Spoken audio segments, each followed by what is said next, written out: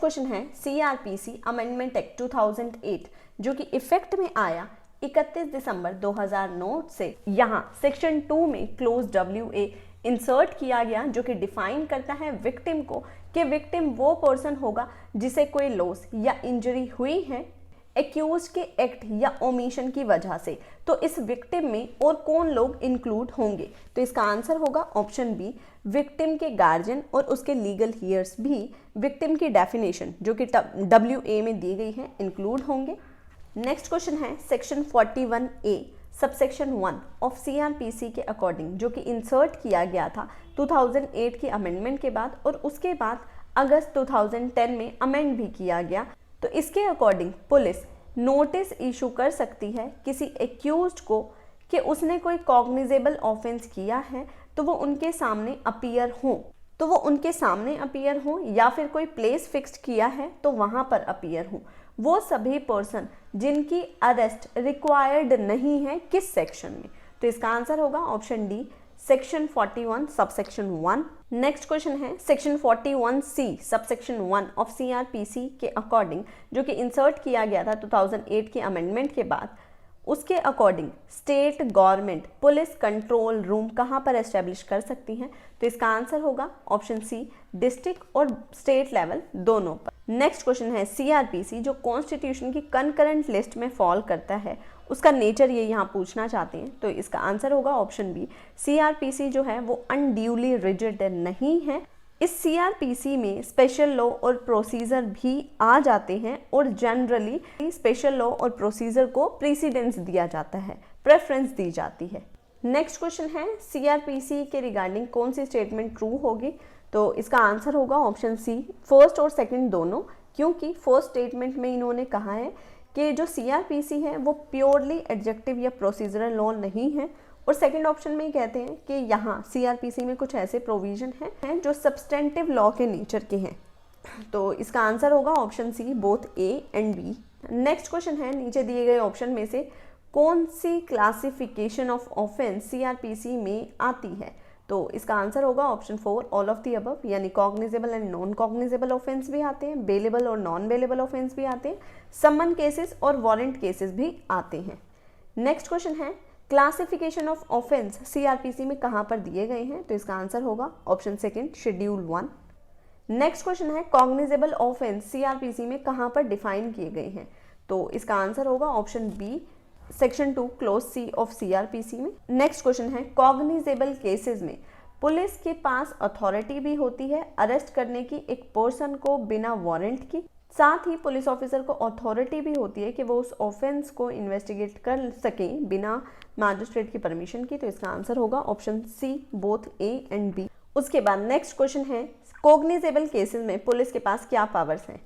तो इसका आंसर होगा ऑप्शन बी कि पुलिस इन्वेस्टिगेट भी कर सकती है और अरेस्ट भी कर सकती है बिना वारंट लिए हुए। नेक्स्ट क्वेश्चन है मैजिस्ट्रेट के पास पावर है कि वो पुलिस को डायरेक्ट कर सकते हैं कि वो किसी ऑफेंस की इन्वेस्टिगेशन करें। तो ये कहाँ पे दिया गया है? तो इसका आंसर होगा ऑप्शन सी, सेक्शन 156 सबसेक्शन 3 में। नेक्स्ट क्वेश्चन है मैजिस्ट्रेट के पास पावर है कि वो पुलिस को डायरेक्ट कर सकते हैं इन्वेस्टिगेशन के लिए किन केसेस में? तो इसका आंसर होगा option D, both A and B, यानी कॉग्निजेबल केस के लिए भी कर सकते हैं डायरेक्ट और नॉन कॉग्निजेबल ऑफेंस के लिए भी कर सकते हैं। नेक्स्ट क्वेश्चन है नॉन कॉग्निजेबल केसेस में पुलिस के पास क्या अथॉरिटी है? तो नॉन कॉग्निजेबल केसेस में ना तो पुलिस इन्वेस्टिगेट कर सकती है बिना मैजिस्ट्रेट के ऑर्डर के और ना ही अरेस्ट कर सकती है बिना वारंट के। तो इसका आंसर होगा ऑप्शन सी। नेक्स्ट क्वेश्चन है नॉन कॉग्निजेबल ऑफेंस कहाँ पर डिफाइन किए गए हैं? तो इसका आंसर होगा option D, section 2 close L में। नेक्स्ट क्वेश्चन है केस में कॉग्निजेबल ऑफेंस भी है और नॉन कॉग्निजेबल ऑफेंस भी है, तो इस पूरे केस को हम कैसे ट्रीट करेंगे? तो इसका आंसर होगा ऑप्शन बी, ये पूरा केस जो है एक कॉग्निजेबल केस माना जाएगा और इन्वेस्टिगेशन करने के लिए मैजिस्ट्रेट से किसी भी तरह की कोई सैंक्शन ऑब्टेन करने की जरूरत नहीं है, सेक्शन 155 सबसेक्शन 2 के अकॉर्डिंग।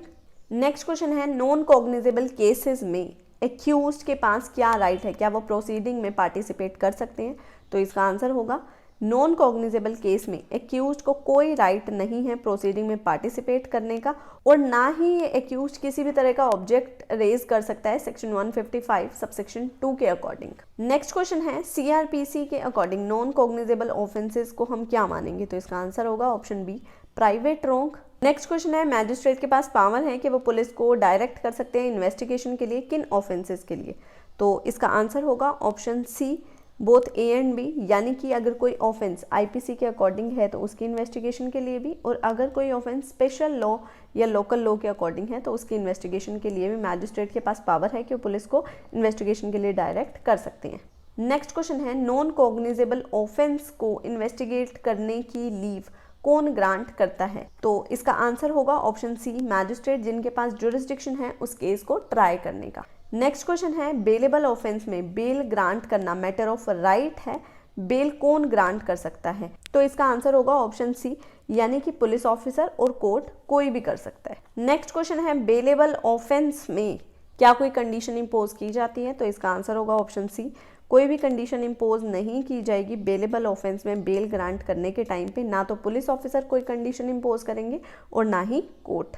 तो इसका आंसर होगा ऑप्शन सी। नेक्स्ट क्वेश्चन है, सेक्शन 2 क्लोज एक्स में डिफाइन किया गया है वारंट केसेस को, तो इसके अकॉर्डिंग हम किस केस को वारंट केस कहेंगे? तो इसका आंसर होगा ऐसे केसेस जिनकी पनिशमेंट डेथ, लाइफ इम्प्रिजमेंट या फिर जिसकी पनिशमेंट 2 साल से ज़्यादा ना हो। तो इसका आंसर होगा ऑप्शन बी। नेक्स्ट क्वेश्चन है, केसेस की जो क्लासिफिकेशन की गई है समन केस और वारंट केस में, इससे क्या हेल्प होगी?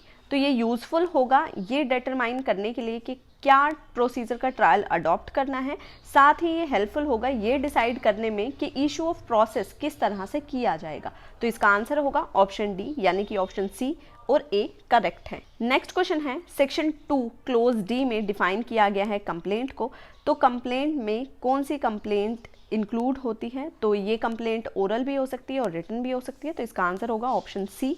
नेक्स्ट क्वेश्चन है, कंप्लेंट जो प्रोवाइड किया गया है सेक्शन 2 क्लोज डी में वो, तो ये जो कंप्लेंट है किसके सामने फाइल होगी? तो ये ज़रूरी है कि जो कंप्लेंट सेक्शन 2 क्लोज डी में दी गई है ये मैजिस्ट्रेट के सामने ही फाइल हो। तो इसका आंसर होगा ऑप्शन डी। नेक्स्ट क्वेश्चन है, कंप्लेंट किन ऑफेंसेस से रिलेटेड हो सकती है? तो इसका आंसर होगा ऑप्शन सी, यानी कॉग्निजेबल ऑफेंस से भी हो सकती है और नॉन कॉग्निजेबल ऑफेंसेस से रिलेटेड भी हो सकती है।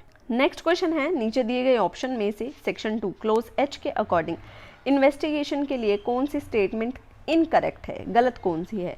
तो इसका आंसर होगा ऑप्शन सी, जिसमें लिखा है कि इन्वेस्टिगेशन मैजिस्ट्रेट खुद करते हैं। तो मैजिस्ट्रेट खुद से इन्वेस्टिगेशन नहीं करते हैं, मैजिस्ट्रेट जो इन्वेस्टिगेशन होती है या तो पुलिस ऑफिसर करते हैं या फिर कोई और पर्सन भी इन्वेस्टिगेशन कर सकता है, पर मैजिस्ट्रेट हमेशा इंक्वायरी करते हैं। तो इसका आंसर होगा ऑप्शन सी।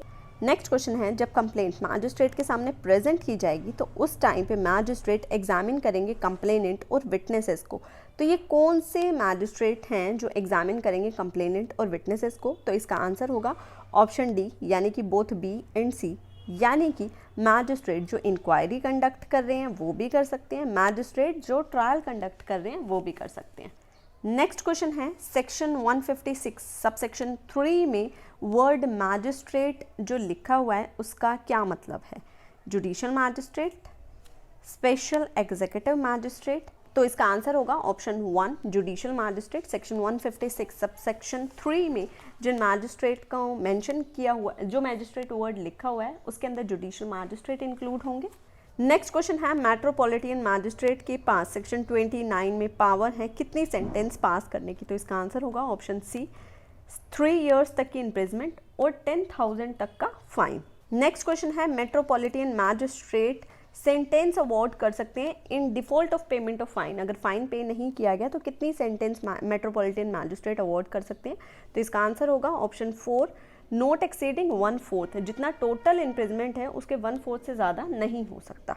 नेक्स्ट क्वेश्चन है, अगर फाइन की पेमेंट नहीं करी तो उस पर जो इम्प्रिजमेंट होगी वो सब्सटेंटिव सेंटेंस जो मिली है, मेन जो सेंटेंस मिली है उससे कैसी होगी? तो इसका आंसर होगा ऑप्शन 1, यानी कि जो सब्सटेंटिव सेंटेंस है उसके इन एडिशन टू होगी ये in default of payment of fine वाली, और इसके लिए कोई और स्पेसिफिक ऑर्डर की ज़रूरत नहीं है। तो इसका आंसर होगा ऑप्शन ए। नेक्स्ट क्वेश्चन है, एक ही ट्रायल में सेवरल ऑफेंसेस के लिए कन्विक्शन हुई है जो कि कॉन्जिक्यूटिव सेंटेंस मिली है, तो एग्रीगेट पनिशमेंट कितनी होगी? तो इसका आंसर होगा ऑप्शन 1, जो कि पनिशमेंट है उसका ट्वाइस से ज़्यादा नहीं होगी एक सिंगल ऑफेंस में। तो इसका आंसर होगा ऑप्शन 1। नेक्स्ट क्वेश्चन है, कोई ऑफेंस कंपाउंडेबल है या नहीं है, ये क्लासिफिकेशन हमें कहाँ पे दी गई है?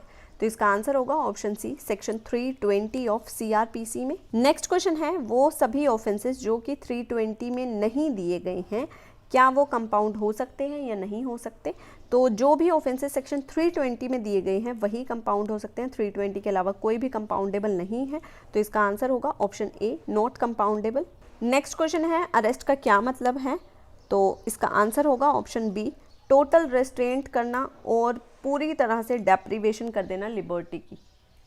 तो इसका आंसर होगा ऑप्शन बी। नेक्स्ट क्वेश्चन है, वारंट ऑफ अरेस्ट कैसा होना चाहिए? ये रिटन होना चाहिए, साइन सील्ड होना चाहिए मैजिस्ट्रेट द्वारा और पुलिस को एड्रेस्ड होना चाहिए। तो इसका आंसर होगा option D, all of the above. Next question है, एक पर्सन को बिना वारंट के अरेस्ट किया जा सकता है, किस लिए? तो इसका आंसर होगा option 4, all of the above, जिसमें फर्स्ट ऑप्शन है एक एक्यूज्ड से कि वो ट्रायल में कोर्ट के सामने अपीयर होगा, उसके अटेंडेंस सिक्योर करने के लिए उसे बिना वारंट के अरेस्ट किया जा सकता है।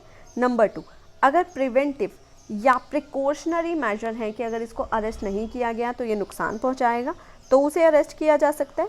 नेक्स्ट है, उसका करेक्ट नेम और एड्रेस पूछने के लिए भी उसे अरेस्ट किया जा सकता है बिना वारंट के। तो इसका आंसर होगा option 4, all of the above. Next question है, नीचे दिए गए ऑप्शन में से कौन सी स्टेटमेंट करेक्ट है? तो इसका आंसर होगा ऑप्शन सी, कि एक पुलिस अरेस्ट कर सकते हैं एक पर्सन को। नेक्स्ट क्वेश्चन है, पुलिस ऑफिसर के लिए ये मैंडेटरी है कि वो एक अरेस्टेड पर्सन को इन्फॉर्म करें कि किन ग्राउंड्स पर उसे अरेस्ट किया गया है, उसका राइट ऑफ बेल क्या है, अगर जिस ऑफेंस में उसे अरेस्ट किया गया है वो नॉन बेलेबल है। तो ये सारी चीज़ें हमें प्रोवाइड की गई हैं सेक्शन 50 ऑफ सीआरपीसी में। तो इसका आंसर होगा ऑप्शन बी। नेक्स्ट क्वेश्चन है, एक पुलिस ऑफिसर एक पर्सन को जब अरेस्ट करेंगे तो उसकी सर्च कर सकते हैं कि उसके पास क्या क्या है, ये किस सेक्शन में प्रोवाइड किया गया है? तो इसका आंसर होगा option second, section 51। Next question है, सेक्शन 54 ऑफ सीआरपीसी में क्या प्रोवाइड किया गया है? तो इसका आंसर होगा ऑप्शन बी, मेडिकल एग्जामिनेशन करना एक्यूज्ड की रिक्वेस्ट पर ही, ये दिया गया है हमें सेक्शन 54 में। नेक्स्ट क्वेश्चन है कि ये मैंडेटरी है कि एक पर्सन जिसे अरेस्ट किया गया है उसे मैजिस्ट्रेट के सामने 24 घंटे में पेश किया जाए जब से उसे अरेस्ट किया गया है। तो ये किस सेक्शन में हमें प्रोवाइड किया गया है?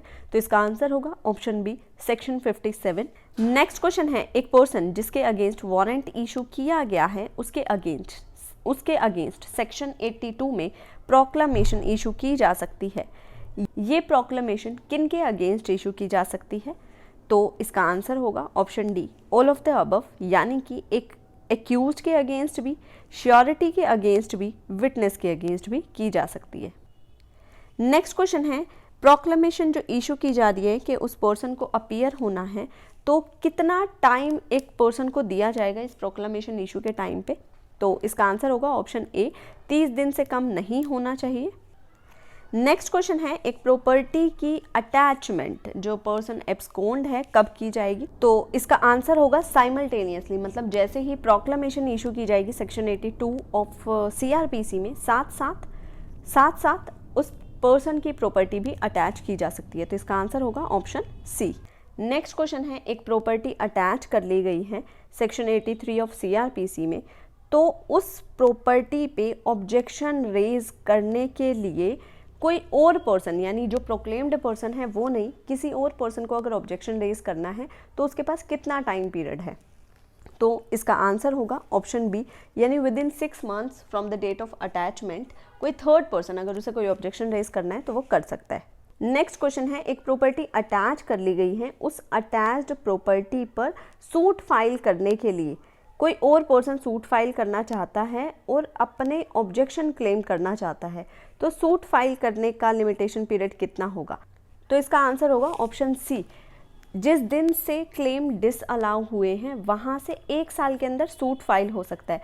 वहीं जो इससे पहले हमने क्वेश्चन डिस्कस किया है वहाँ है क्लेम करने का पीरियड ऑफ लिमिटेशन क्या होगा। अब मान लीजिए एक्स कोई पर्सन था, उसकी प्रॉपर्टी अटैच हुई है, ए एक पर्सन है जो कि क्लेम करता है इस प्रॉपर्टी पे, तो उसे क्लेम करना है तो क्लेम किया जाएगा 6 महीने के अंदर, और अगर ये क्लेम हो जाते हैं डिसअलाउ तो ये सूट फाइल करेगा, तो वह सूट फाइल करने का टाइम है 1 year from the date of disallow.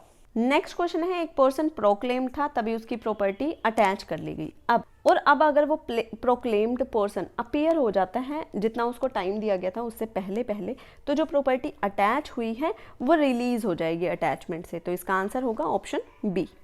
Next question है, अगर ये प्रोक्लेम्ड पर्सन जो इसको टाइम दिया गया है उसके अंदर कोर्ट के सामने अपीयर नहीं होता है, तो जो प्रॉपर्टी अटैच हुई है वो 6 महीने तक तो नहीं बेची जाएगी, क्योंकि 6 महीने तक तो ऑब्जेक्शन का टाइम है। और अगर कोई ऑब्जेक्शन रेज कर लिया गया है तो जब तक वो ऑब्जेक्शन को डिस्पोज ऑफ नहीं किया जाएगा तब तक भी नहीं बेची जा सकती। तो इसका आंसर होगा option C, both A and B.